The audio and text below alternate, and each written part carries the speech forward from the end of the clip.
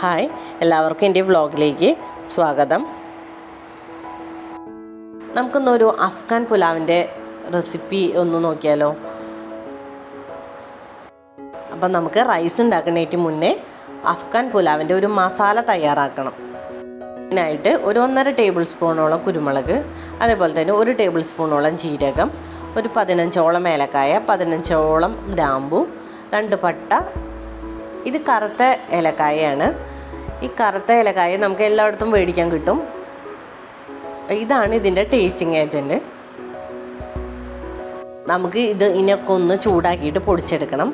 ഞാനിവിടെ ഒരു 1.5 ഗ്ലാസ് അരിയാണ് എടുക്കുന്നത്. അപ്പോൾ 1.5 ഗ്ലാസ് അരിക്ക് 1 ടേബിൾ സ്പൂണ് പൊടി മതി. അപ്പോൾ നിങ്ങൾക്ക് ക്വാണ്ടിറ്റി വേണമെങ്കിൽ കുറച്ചെടുക്കാം. പുലാവ് ഉണ്ടാക്കുന്നതിന് മുന്നേ നമുക്ക് കുറച്ച് കാര്യങ്ങളൊന്ന് സെറ്റ് ചെയ്ത് വെക്കാം. ഇഞ്ചി വെളുത്തുള്ളി ചതച്ചത്, സവോള ഒരു 2 സവോള, മാഗി ക്യൂബ്, ഉണക്കമുന്തിരി, അതേപോലെ തന്നെ ക്യാരറ്റ് നീളത്തിൽ അരിഞ്ഞത്. പിന്നെ അതേപോലെ തന്നെ ഒരു ചിക്കൻ എടുത്തിട്ട് അതിനെ നന്നായി കഴുകി വൃത്തിയാക്കി വെച്ചിട്ടുണ്ട്. ഇനി 1.5 ഗ്ലാസ് അരിയാണ് നമ്മൾ ഇതിന് വേണ്ടി എടുത്തിരിക്കുന്നത്. അത് നന്നായി കഴുകിയിട്ട് വെള്ളത്തിലിട്ട് വെച്ചിട്ടുള്ള തന്നെയാണ്. വെള്ളത്തിൽ നിന്ന് മാറ്റേണ്ട ആവശ്യമില്ല. ഇട്ട് വെച്ച് നമുക്ക് നേരിട്ടിട്ട് റൈസ് ഇടുമ്പോൾ ഇട്ടാൽ മതി. ഇനി നമുക്ക് അടികട്ടിയുള്ള ഒരു പാത്രത്തിൽ കുറച്ച് സൺഫ്ലവർ ഓയിൽ ഒഴിച്ചിട്ട് ഇഞ്ചി വെളുത്തുള്ളി സവോള ഇട്ടിട്ട് നന്നായി വഴറ്റിയെടുക്കാം. കുറച്ച് ഉപ്പും കൂടി ഇട്ടിട്ട് നന്നായി അതിനെ വഴറ്റിയെടുക്കണം. ഇനി നമുക്ക് ഇതിലോട്ട് ചിക്കൻ ഇട്ട് കൊടുക്കണം. നന്നായിട്ട് ഈ സൺഫ്ലവർ ഓയിൽ കിടന്ന് വഴണ്ട് നമുക്കൊരു വെള്ള കളറായിട്ട് കിട്ടണം. അതുവരെ നമുക്ക് വഴറ്റിക്കൊണ്ടേയിരിക്കണം. അപ്പം നമ്മുടെ ചിക്കനൊക്കെ ഇവിടെ ഒരു ഏകദേശം വെള്ള കളറായിട്ടുണ്ട്. ഇനി നമുക്ക് വെള്ളം ഒഴിച്ചു കൊടുക്കാം. 1.5 ഗ്ലാസ് അരിക്ക് ഞാൻ 3 ഗ്ലാസ് വെള്ളമാണ് യൂസ് ചെയ്യുന്നത്. നല്ല ചൂട് വെള്ളം 3 ഗ്ലാസ് ഒഴിച്ചു കൊടുക്കുക. ഇനി ഈ വെള്ളത്തിൽ കിടന്നിട്ട് നമ്മളെ ചിക്കൻ ഒന്ന് വെന്ത് കിട്ടണം. ഇനി നമുക്ക് നമ്മൾ പൊടിച്ച് വെച്ചിരിക്കുന്ന അഫ്ഗാൻ പുലാവിൻ്റെ മസാല ഉണ്ടല്ലോ, ആ മസാലയുടെ നമ്മൾ പൊടിച്ച പൊടിയിൽ നിന്ന് 1 ടേബിൾ സ്പൂൺ ഇട്ട് കൊടുക്കണം. ഈ 1 ടേബിൾ സ്പൂണേ നമ്മൾ ആകെ യൂസ് ചെയ്യുന്നുള്ളൂ. അപ്പോൾ അതിനനുസരിച്ച് നിങ്ങൾക്ക് വേണമെങ്കിൽ പൊടിച്ചാലും മതി. ഞാനിവിടെ കുറച്ച് സ്റ്റോക്ക് ചെയ്ത് വെച്ചതാണ്. ഇനി നമുക്ക് ഒരു മാഗി ക്യൂബ് ഇട്ട് കൊടുക്കാം. ഇനി ഇതിൽ കിടന്നിട്ട് നന്നായിട്ട് വേവണം. ഈ മസാലയും ഈ മാഗി ക്യൂബിലൊക്കെ കിടന്ന് നമ്മുടെ ചിക്കൻ വെന്ത് കിട്ടണം. ഇനി നമ്മൾ ചിക്കൻ ഇടയ്ക്കിടയ്ക്ക് നോക്കുക വെന്തിട്ടുണ്ടോയെന്ന്. വെന്ത് കഴിഞ്ഞ് കഴിഞ്ഞാൽ ചിക്കൻ നമുക്ക് എടുത്ത് മാറ്റാം. ഇനി നമുക്ക് ഈ സ്റ്റോക്കിൽ കിടന്നിട്ടാണ് നമ്മുടെ റൈസ് വേവേണ്ടത്. അപ്പം നമുക്ക് നമ്മൾ റൈസ് ഇതിലോട്ട് ഇട്ട് കൊടുക്കാം.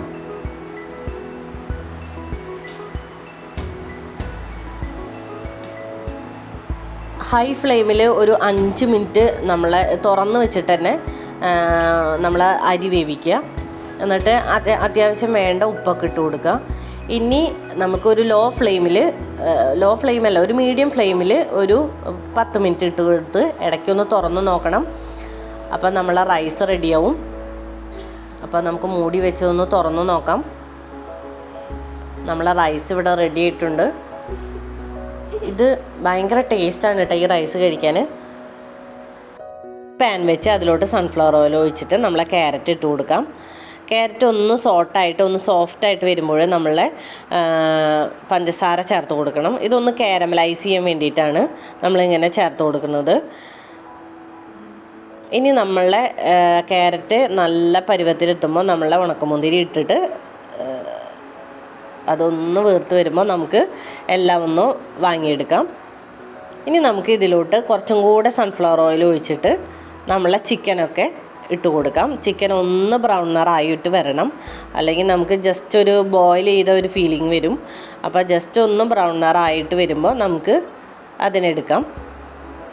ഇനി നമ്മളെ റൈസൊക്കെ റെഡി ആയിട്ടുണ്ട്. അതൊക്കെ ഒന്ന് ഇളക്കിയിട്ട് നമുക്കൊന്ന് സെറ്റ് ചെയ്യാൻ വയ്ക്കാം. അപ്പോൾ അതിന് വേണ്ടിയിട്ട് പാൻ വെച്ചിട്ട് അതിലോട്ട് റൈസ് നിരത്തുക. എന്നിട്ട് നമ്മളെ ചിക്കൻ അതിൻ്റെ മേലെ വെച്ചതിന് ശേഷം നമ്മൾ ക്യാരറ്റ് ഉണക്കമുന്തിരി അടങ്ങിയുള്ള മിക്സ് ഉണ്ടല്ലോ, അത് അതിൻ്റെ മേലോട്ട് വെച്ച് കൊടുക്കാം.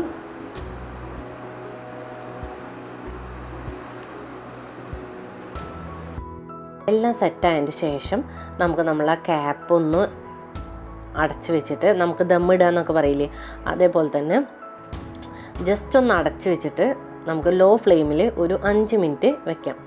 അപ്പോൾ അതിൻ്റെ എല്ലാ ഫ്ലേവറൊക്കെ റൈസിൽ ഇറങ്ങാൻ വേണ്ടിയിട്ടാണ്. അപ്പം നമ്മളെ അടിപൊളിയായിട്ടുള്ള അഫ്ഗാനി പുലാവ് ഇവിടെ റെഡി ആയിട്ടുണ്ട്. ഇനി നമുക്ക് അതിന് വേണ്ടിയിട്ട് ഒരു റൈത്ത ഉണ്ടാക്കാം. ഒരു മിക്സിയുടെ ജാർ എടുക്കുക.